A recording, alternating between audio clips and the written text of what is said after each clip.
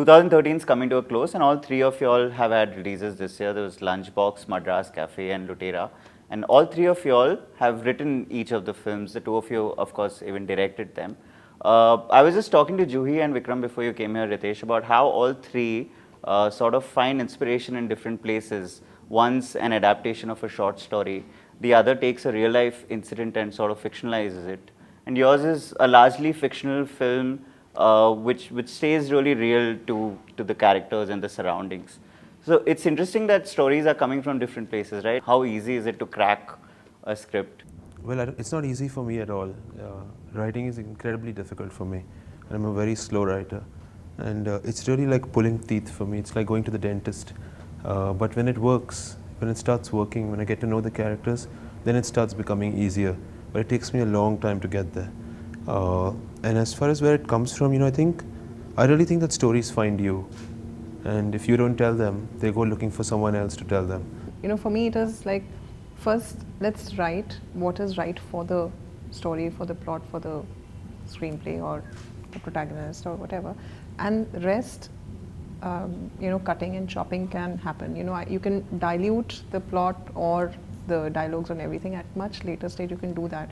But for me to get a right honest plot in the beginning, writing is extremely critical to work on it. I cannot write anything which is not true. Right. And Udaan was an entirely original screenplay. Lootera is rather adapted, but not entirely. How did you think of adapting a O. Henry story? I mean, what had happened was that before Udaan and Lootera, there was another film that I'd written with Bhavani. She and me had co-written this film, which was very, very ambitious, and I realized the mistake was that I was way too young and too inexperienced to actually go out and make that then.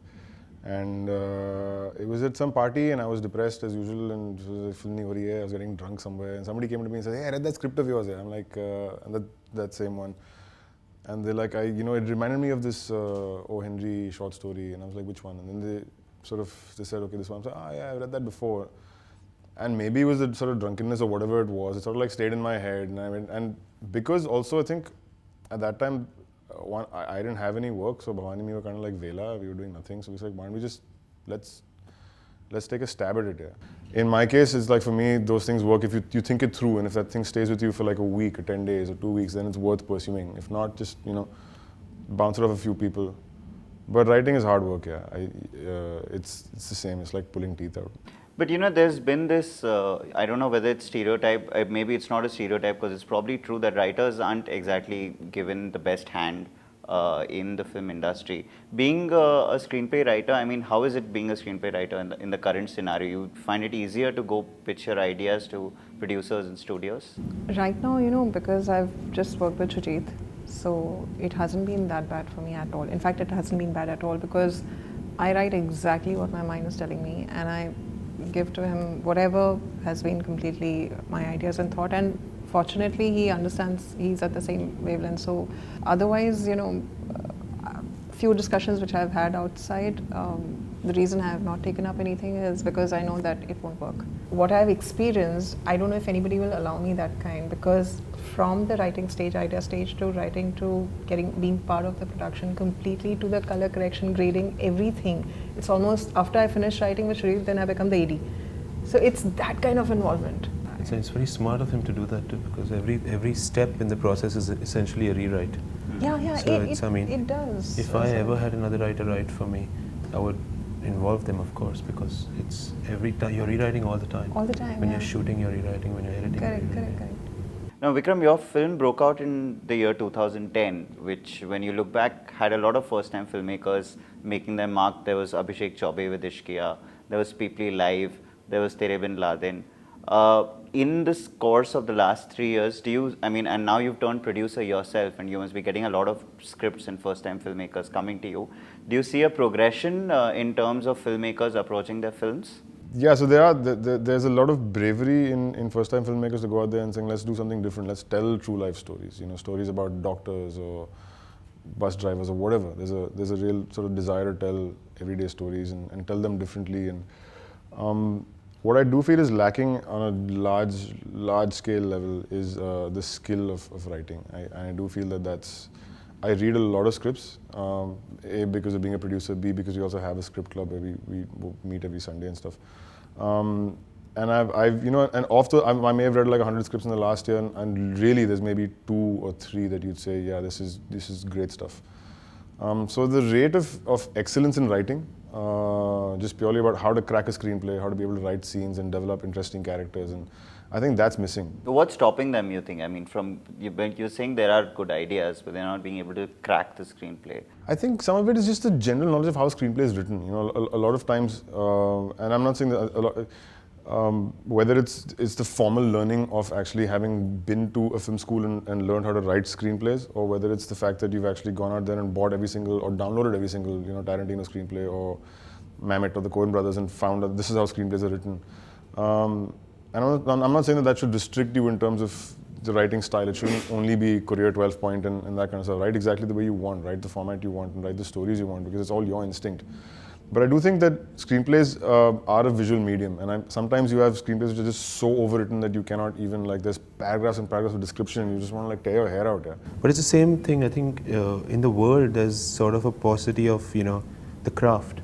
And it's very sort of famously in the Hollywood development world,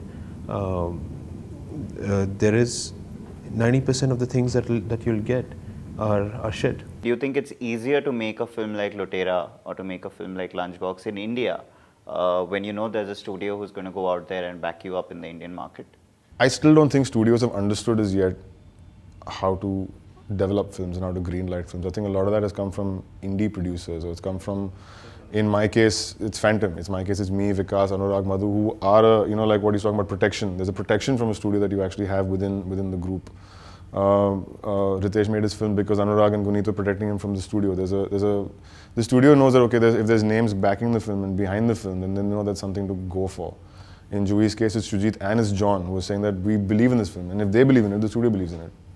And I think most of the films you see, the good ones that have been made, have always been made with this model. It's very rare for a studio to go cold and pick up a filmmaker or a script cold and make a good film out of it. You spoke about Lunchbox and Ship of Thesis. I thought these were the two films that really defined the year, right?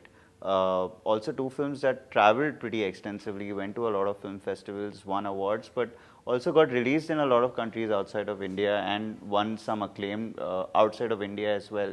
You think we are finally making global films? Wherever I go in the world, I switch on the TV and there's an American show playing, an American movie playing, and then here we are, trying to assert ourselves in the world.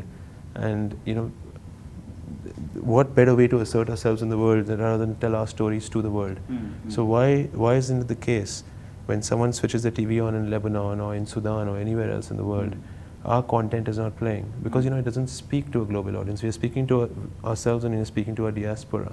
We need to speak to the world. And all these things are symptomatic. Like everything that's happening with the Diplomat now. Because we want to assert ourselves in the world, we are behaving in this way. Yeah.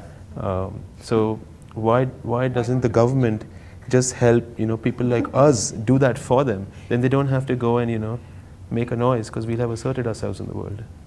For me, but the most depressing thing is that the audience here, or everybody over here, is discussing how much the film has made over the weekend. The money is getting discussed even by a common person. That is a very depressing sign. And a person sitting in a Kanpur thinks that, oh my God, if that film has made that much money in that weekend, maybe this weekend I should also go. Must be a very good film that is making that kind of money. But yes, the media does play up the 100 and 200 crore game more than anybody else. It's like it's in our face, because it's being told to us all the time by TV channels and by newspapers and by publications that. Yeah, it doesn't seem like a creative medium at all. It seems just like a money-making factory. For me, the silver lining from this is the fact that how many people are going to remember the big money-making film 5 years later, and for me that's the more important thing. It's like from this year, how many films do we feel are going to be traveling where 5 or 6 or 8 years later or 10 years later people say that did you see that film from that year? Will they say the same thing about Dhoom 3 or about Chennai Express or that kind of stuff? Or will they say that about Lunchbox or about Lootera or about Madras Cafe? Or what are those films? I mean, so when you look back to all those years, say 5 years ago, 6 years ago, 8 years ago, I mean, the ones that come to your head are the, Raju Irani films, Lage Raho Munna Bhai, will last forever, because it's, it doesn't matter how much money it made at that point. It made a lot of money, but, it doesn't matter. But will we really question how much I Hate Love Stories? classic example, made a lot of money in his weekend. And with all due respect to Karan and the entire thing, will we talk about that film 10 years later? Before we wrap, could you tell me which your favorite Hindi film of the year was, each of yours? Apart from the films you all made, of course. Does Theseus count as a Hindi film? Yeah, sure, why not? I mean, there was a large amount of Hindi language spoken in the film. I think it's my favorite Indian film of the year. I think Ship of Theseus is my favorite Indian film of the year. I'm not going to say Hindi, English. I was completely engaged throughout watching the film. I learned new things, whether it's visually or whether it's in the storytelling or philosophically, any of that kind of stuff. I think, and it was a new, fresh way of talking to an audience, and it was philosophical, yet it was very, very approachable. It was very normal in that sense, and it's one of the nicest experiences I've had in a movie theater in a long time. What about you, Juhi? It has to be both Ship of Theseus and Lunchbox. Lunchbox typically because a film so simple, so small, just two of them, and they can, their conversations, everything about the film was so honest. And of course, Ship of Theseus. Ship of Theseus for me was like a book reading. It was a nice piece of book you picked up, you read it, gave more visuals in your mind. Even though what you were saying was spectacular, but there were some different visuals in my own mind, the philosophy of it. It stayed with me much longer than I thought. Ritesh, apart from Ship of Theseus, which have you watched Ship of Theseus? Yeah, of course. Yeah, yes. Yeah, any other film you liked this past year? I like Monsoon Shootout. It hasn't released yet, and it's going to release next year, I think. Yeah, So I don't know if it but it counts. showed in Cannes alongside. Yeah, it was in a different category. Yeah, of course, and I really enjoyed it. I thought that it was very brave, and it was kind of like, when you hear the pitch of it, it sounds like, oh, this is like Run Lola Run, but it was not. It was very Bombay. It was very local, and that's what I liked about it. How local it was, and I think I try to do that with my own writing. Make things very local and specific, so that it can only happen in Bombay and nowhere else. So that's why I liked it. I liked Lootera. I know how hard it is to do an adaptation. I thought it was very well done. And I also like Madras Cafe, not just because she took my, she named my film. Nicely done. One film that's not been made by anybody at the table, and then they got. I also like Ghan Chakkar actually, because Vidya Balan was fantastic. Yeah. For that reason, I think I like Go Goa Gone as well. I really like Go Goa Gone. I had a great time in the theater. I think it was also because it was a community watching experience. It was like, I think there's a bunch of stoners in. You were watching it with stoners? You were? I wasn't, but I think the whole theater was when I was kind of watching it. So you had these giggles coming up from all over the entire place. It always makes the film really like. Okay, quickly, worst film you all saw this year? Just like, no time to ponder over. Vikram. Oh geez, I can't say it, man. No, you can. It's alright. If your friends made it, it's fine, because then you can just have a drink with that guy and explain why you said it. That's true. I honestly, in all honesty, and I love the guys in that, but I thought Shuddh Desi Romance was like my least. I don't think it's worth. I think it's my least favorite film of the year. Okay. For many, many, many reasons. Okay. What about you, Juhi? Dhoom 3. Dhoom 3. And what about you, Ritesh? I think you are going to get into the most trouble. No, they don't care. They made 300 crores in the next 10 days, whatever people say does not. No, because I have not seen Dhoom 1, Dhoom 2, so for me Dhoom 3 was very important. We just couldn't see that a film which comes for the third time. Do you have a second passport? I came for the You third have only time. an Indian passport, or you have another passport also?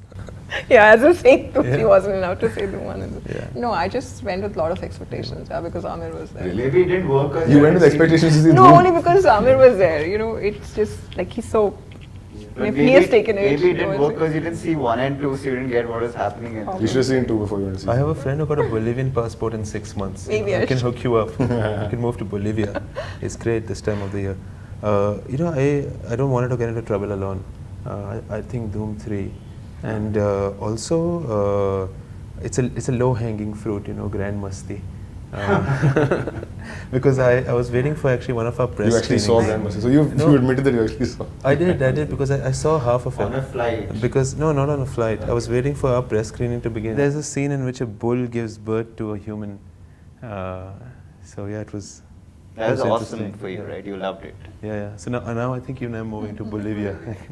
What do you guys know? All these films making 200 crores at the box office. Correct. But We are you're poor just people. jealous. We are You're just poor jealous. people's writer. I know my director's poor. They're not even more. But thanks a lot, guys, for joining us. Here's looking forward to a even better 2014, hopefully. Hopefully, yeah.